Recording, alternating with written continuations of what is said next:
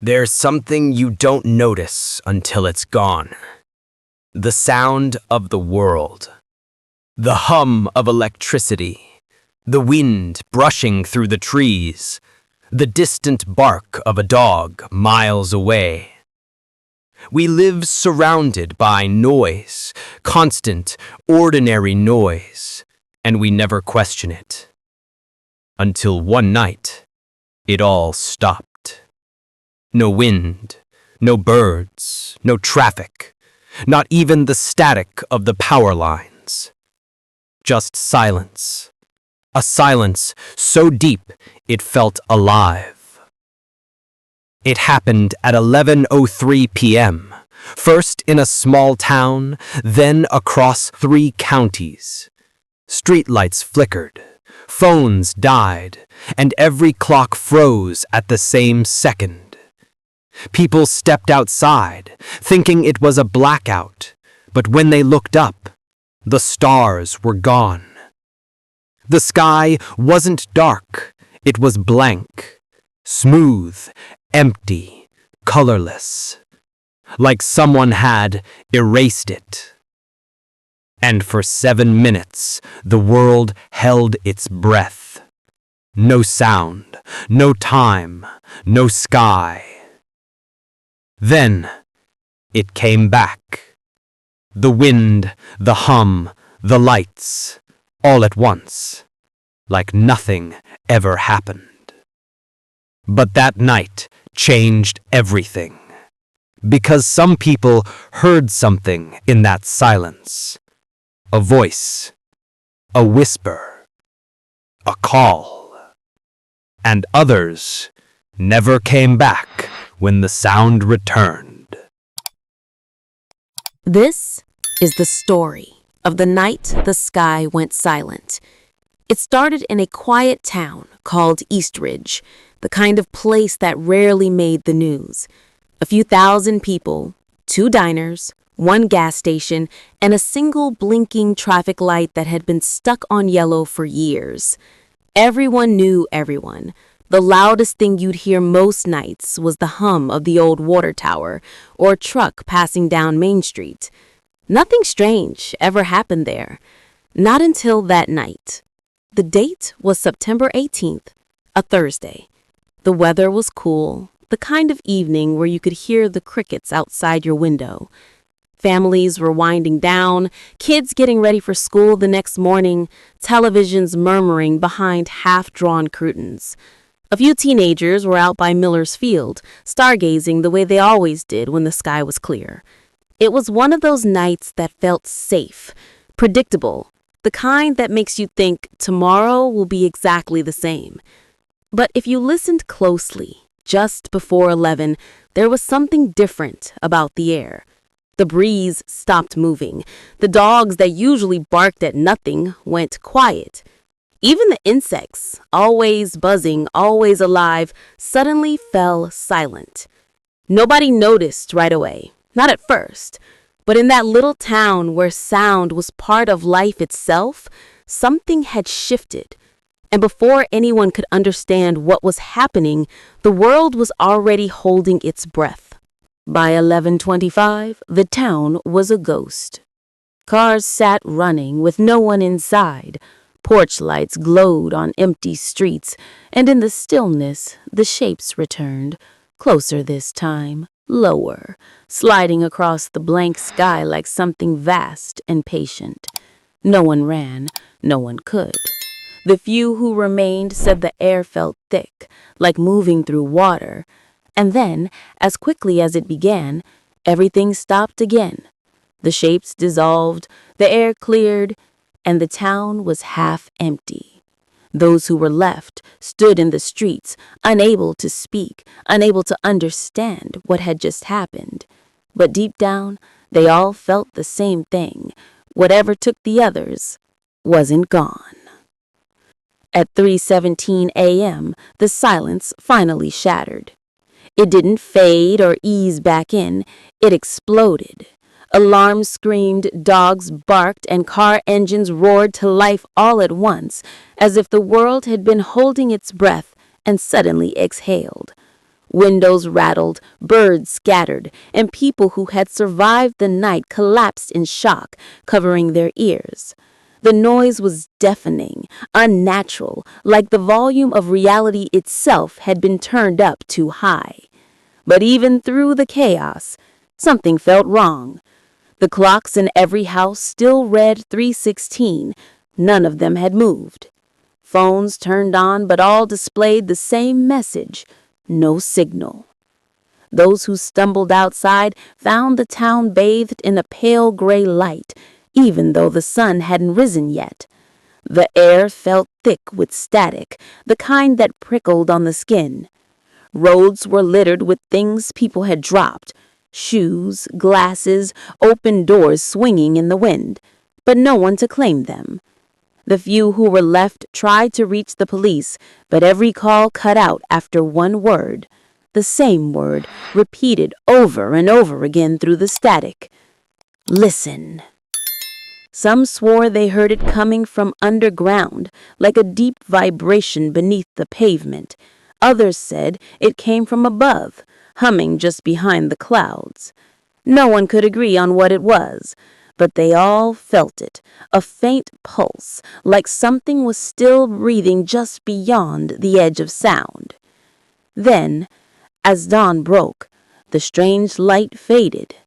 The hum stopped. Everything looked normal again. Power returned, the radios came back online, and the newscasters called it a localized electromagnetic event. But the survivors of Eastridge knew better. The air didn't sound the same anymore.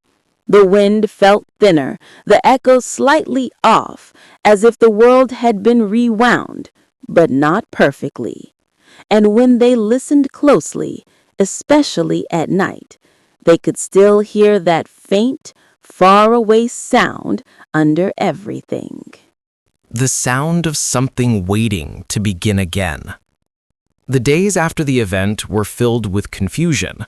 News vans rolled into Eastridge, reporters crowding the streets that were once silent. Scientists came with instruments, measuring air pressure, magnetic fields, radiation, anything that could explain what had happened. They all left with the same answer: nothing. No record of unusual weather, no trace of interference, no explanation for the missing hundreds.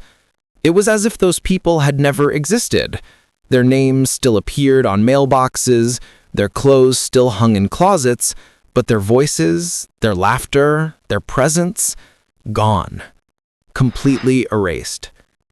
The government released a short statement calling it a mass hallucination brought on by atmospheric disturbance. They shut down the town for investigation, but within a week, the media lost interest. People moved away, houses were boarded up, and Eastridge faded from the news, just another unsolved mystery tucked between weather reports and headlines that no one wanted to think about. But for those who stayed behind, life never returned to normal. Every night, without fail, the silence came back, only for 60 seconds, starting exactly at 3:16 a.m. Clocks froze again, just for that 1 minute. The air would grow still, heavy, almost listening. Then, as quickly as it came, sound would return. Birds would start singing again, wind would move through the trees, and life would go on. But the survivors never slept through it. They couldn't. They said that in those 60 seconds, they could feel eyes above them, thousands of them, watching. Some began hearing faint whispers after midnight too quiet to make out, but always there, just beneath the sound of the wind.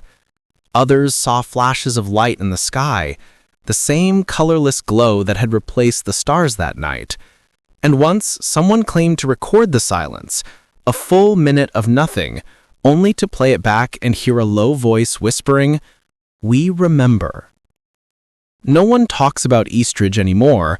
The road signs have been taken down, the town marked as abandoned, but sometimes, on still nights, travelers passing through the valley say their radios cut out for exactly 1 minute. Their engines die, their watches stop, And for that brief moment, the world holds its breath again. Then, everything returns to normal. Almost. Because once you've heard the silence, you never really stop listening for it. Maybe the scariest part isn't what happened that night, but how easily the world moved on. Thousands gone, a town erased, a silence that didn't just stop sound, it took it. And now it's just another story on the internet, another mystery we scroll past before bed. But if you've ever woken up in the middle of the night and noticed how quiet it suddenly feels, how even the wind outside seems to pause for a second, you'll know that silence isn't empty. It's waiting. And sometimes, if you listen too closely, it listens back.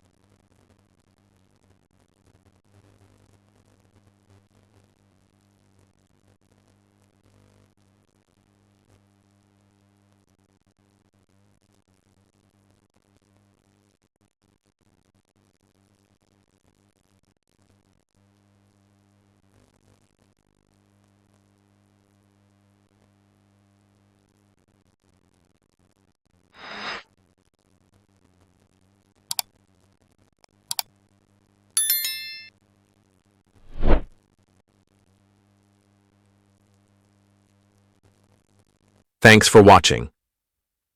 If you enjoyed this video, hit that like button, subscribe, and ring the bell for more. Let me know your thoughts in the comments. I'd love to hear from you. See you in the next one. Bye for now.